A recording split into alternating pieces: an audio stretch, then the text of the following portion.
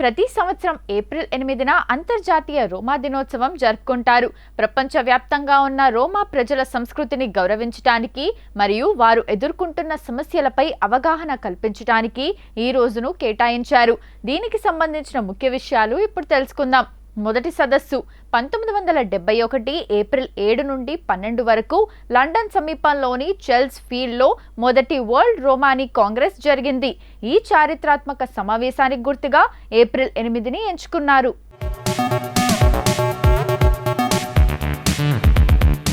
అధికారిక ప్రకటన 1990లో పోలాండ్లో జరిగిన 4వ వరల్డ్ రోమానీ కాంగ్రెస్ సందర్భంగా ఈ రోజును అధికారికంగా అంతర్జాతీయ రోమా దినోత్సవంగా ప్రకటించారు.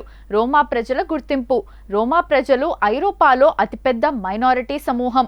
వీరు శతాబ్దాల క్రితం భారతదేశం, ముఖ్యంగా రాజస్థాన్, పంజాబ్ ప్రాంతాల నుండి వలస వెళ్లినట్లు చరిత్రకారులు మరియు భాషా నిపుణులు చెబుతుంటారు. జెండా ఎగువన నీలం, దిగువన ఆకుపచ్చ రంగులు ఉండి మధ్యలో ఎరుపు రంగు చక్రం ఉంటుంది. ఇది వారి వలస ప్రయాణానికి చిహ్నం.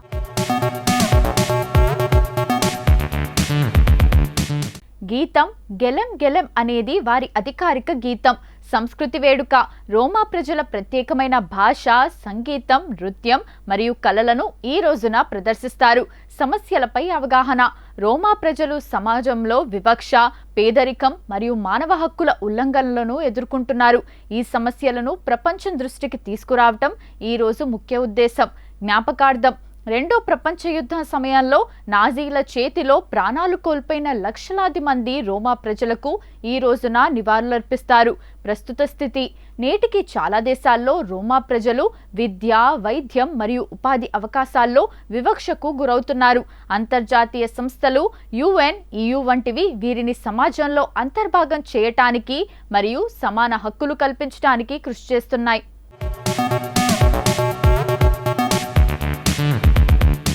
ఇప్పటిదాకా అంతర్జాతీయ రోమా దినోత్సవం గురించి తెలుసుకున్నాం కదా. ఇక ఇదే రోజు అంతర్జాతీయ ఫెంగ్ షూయ్ దినోత్సవం కూడా. మరి దీని గురించి కూడా తెలుసుకుందాం.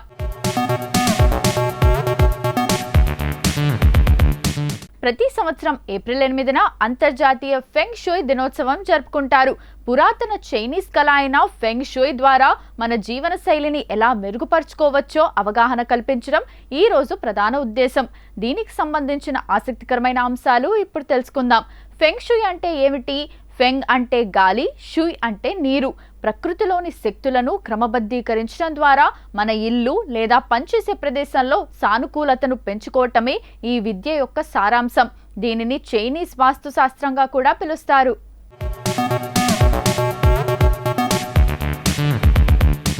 ఈ దినోత్సవం లక్ష్యం అవగాహన. మన చుట్టూ ఉన్న వాతావరణం మన ఆరోగ్యం, సంపద మరియు సంబంధాలపై ఎలాంటి ప్రభావం చూపుతుందో ప్రజలకు వివరించటం. సమతుల్యత. ప్రకృతిలోని 5 అంశాలైన నీరు, నిప్పు, భూమి మరియు లోహం మధ్య సమతుల్యతను ఎలా సాధించాలో ప్రచారం చేయటం. ఫెంగ్ షూయ్ ప్రాథమిక సూత్రాలు. ఈ రోజున ఫెంగ్ షూయ్ నిపుణులు కొన్ని ముఖ్యమైన చిట్కాలను సూచిస్తుంటారు. క్లట్టర్ క్లియరింగ్, వస్తువుల సర్దుబాటు. ఇంట్లో అనవసరమైన పాత వస్తువులను తొలగించడం వల్ల శక్తి ప్రవాహం అడ్డుపడకుండా ఉంటుంది. వెలుతురు మరియు గాలి. గదుల్లోకి తగినంత సహజమైన గాలి, వెలుతురు వచ్చేలా చూసుకోవడం.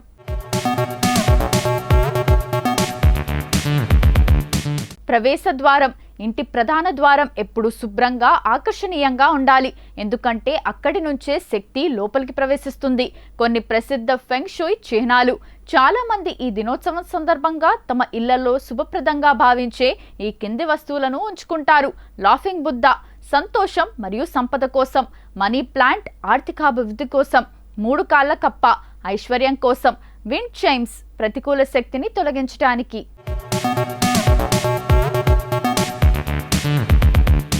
ఇప్పటి వరకు అంతర్జాతీయ ఫెంగ్ షూయ్ దినోత్సవం గురించి మనకు తెలియని కొన్ని ఆసక్తికరమైన నిజాలు తెలుసుకున్నాం కదా. మరి ఏప్రిల్ 8వ తేదీన ఒక్కసారి చరిత్రలోకి వెళ్ళి చూస్తే ఎంతో మంది ప్రముఖుల జన్మాలు జరిగాయి. మరి ఒక్కసారి చరిత్ర పుటల్లోకి వెళ్ళి నేడు జన్మించిన ప్రముఖులు ఎవరో తెలుసుకుందాం రండి. తెలుగు చిత్ర పరిశ్రమలో తనకంటూ ఒక ప్రత్యేక గుర్తింపు తెచ్చుకున్న అల్లు అర్జున్ ప్రస్తుతం గ్లోబల్ స్థాయిలో ఐకాన్ స్టార్ గా వెలుగుతున్నారు. ఆయన గురించి కొన్ని ముఖ్యమైన విషయాలు ఇప్పుడు తెలుసుకుందాం. ఏప్రిల్ 8, 1982న జన్మించారు. కుటుంబం ప్రముఖ నిర్మాత అల్లు అరవింద్ కుమారుడు మరియు దివంగత హాస్యనటుడు అల్లు రామలింగయ్య మనవడు. మెగాస్టార్ చిరంజీవి ఈయనకు మావయ్య. బిరుదు మొదట్లో స్టైలిష్ స్టార్ గా పిలువబడేవారు, కానీ పుష్ప సినిమా తర్వాత ఆయనను అందరూ ఐకాన్ స్టార్ అని పిలుస్తున్నారు. కెరీర్ మైలురాళ్లు ప్రారంభం 2003లో కె రాఘవేంద్రరావు దర్శకత్వంలో వచ్చిన గంగోత్రి సినిమాతో హీరోగా పరిచయమయ్యారు. బ్రేక్ త్రూ సుకుమార్ దర్శకత్వంలో వచ్చిన ఆర్య సినిమా అల్లు అర్జున్ను ఓవర్ నైట్ స్టార్ను చేసింది. ప్రముఖ చిత్రాలు బన్నీ, దేశముద్రు, పరుగు, వేదం, జులై, రేసుగుర్రం, సన్ ఆఫ్ సత్యమూర్తి, సరైనోడు, అలా వైకుంఠపురంలో. పుష్ప ప్రభంజనం మరియు జాతీయ అవార్డు. పుష్ప ది రైజ్ ఈ సినిమా అల్లు అర్జున్ క్రేజ్ ను దేశవ్యాప్తంగా పెంచింది. ఈ చిత్రంలోని నటనకు గాను ఆయన ఉత్తమ నటుడిగా జాతీయ అవార్డును అందుకున్నారు. ఈ ఘనత సాధించిన మొదటి తెలుగు నటుడు ఈయనే. పుష్ప 2 ది రూల్ ఈ సినిమా ప్రపంచవ్యాప్తంగా రికార్డ్ స్థాయి వసూళ్లను సాధించింది. 2026 ఫిబ్రవరిలో జరిగిన 70వ ఫిల్మ్ఫేర్ అవార్డ్స్ సౌత్లో కూడా ఆయన ఉత్తమ నటుడు అవార్డును గెలుచుకున్నారు. ప్రస్తుత స్థితి మరియు రాబోయే చిత్రాలు. AA 22 స్టార్ డైరెక్టర్ అట్లీ దర్శకత్వంలో ఒక భారీ యాక్షన్ సినిమా త్వరలో పట్టాలెక్కనుంది. ఇందులో దీపికా పదుకోన్ హీరోయిన్ గా నటించే అవకాశం ఉంది. AA 23 విలక్షణ దర్శకుడు లోకేష్ కనకరాజ్తో ఒక ప్రాజెక్ట్ చర్చల దశలో ఉంది. AA 25 మలయాళ దర్శకుడు బాసిల్ జోసెఫ్ దర్శకత్వంలో తన 25వ సినిమా చేయబోతున్నట్లు వార్తలు వస్తున్నాయి. పుష్ప 3 ద ర్యాంపేజ్ కూడా పైప్ లైన్లో ఉందని సమాచారం.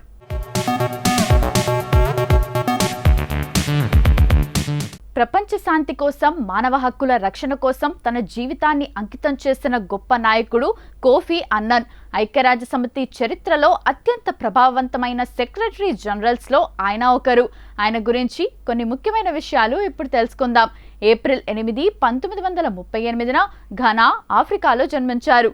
ప్రత్యేకత ఐక్యరాజ్యసమితి సిబ్బంది నుండే సెక్రటరీ జనరల్గా ఎదిగిన మొదటి వ్యక్తి ఆయనే.